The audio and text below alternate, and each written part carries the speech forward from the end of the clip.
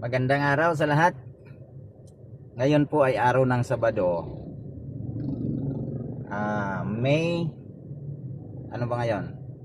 16. Ito ay preparation para doon sa linggo. Mayroon tayong paksa. Ngayon, pwede kayo mag-comment dito. Ano ang ibig sabihin nito na sinabi ni Jesus Christ na wala nang ibang sign sa panahon natin ngayon kundi yung sign sa panahon ni Jonas. Sabi dito sa Mateo 12:40, "For as Jonas was 3 days and 3 nights in the whale of the belly, so shall the Son of Man be 3 days and 3 nights in the hearts of the earth."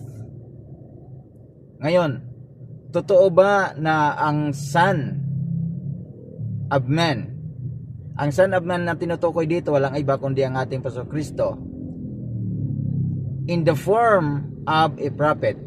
Yung Son of Man ay yung pagiging propeta. He was in the hearts of the belly, the whale's belly, 3 days and 3 nights in the hearts of the earth. Now, kailang panahon po yon na nangyari? Kung mapapansin nyo po, during that time na si Jesus Christ ay pinako sa krus, ang sabi po doon, and behold, napako siya sa krus, and then ay umiyak siya. Sabi niya dito, Matthew 27, Jesus, when he had cried again with a loud voice, yielded up the ghost. Umalis yung espiritu. Namatay siya at that time. At anong nangyari? And behold, the veil of the temple was rent in twain from the top to the bottom, and the earth did quake, and the rock rent. Ano ang kasunod na nangyari? At ang sabi doon sa 1 Peter chapter 3:10, "For Christ also hath once suffered for sins." Nagsakripisyo si Jesus Christ dahil sa kasalanan ng tao.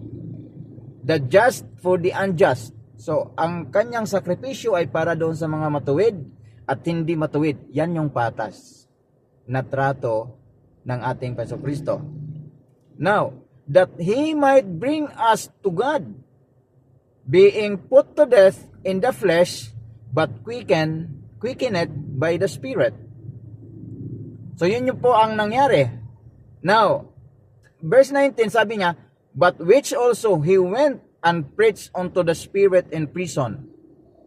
Now, ang sabi ni Branham dito, hindi lang yung kaluluwa at espiritu ang nandoon sa spirit in prison within the 3 days bago siya mabuhay o bago siya binuhay ng Diyos. No?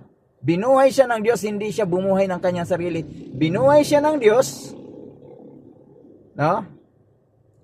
And then, after that, ang sabi doon sa Mateo 20:27, after his resurrection, and the graves were opened, and many bodies of the saints which sleep arose. So yun pala ang pakay niya. Nung pumunta siya doon sa spirit souls in prison, mayroon siyang katawan. Anong klaseng katawan yun? Yun yung tinatawag natin na theophany body. Yan yung makalangit na katawan. Amen? Yun yung makalangit na katawan ni Kristo na pumunta doon sa souls in prison para bihagin niya, para ilabas niya doon sa pagkabihag. No? Sino-sino mga yon? Yan yung mga saints from Adam hanggang sa panahon ni Jesus Christ.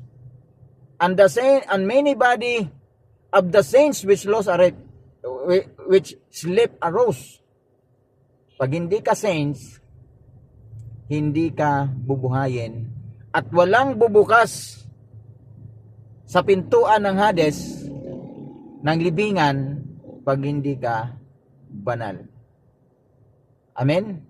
Saints lang ang pinuntahan ni Jesus Christ. Sila po yung mga just men na naghihintay ng kaligtasan ng ating Panginoong Hesukristo.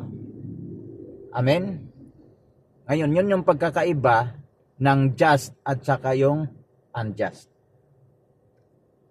God bless you all.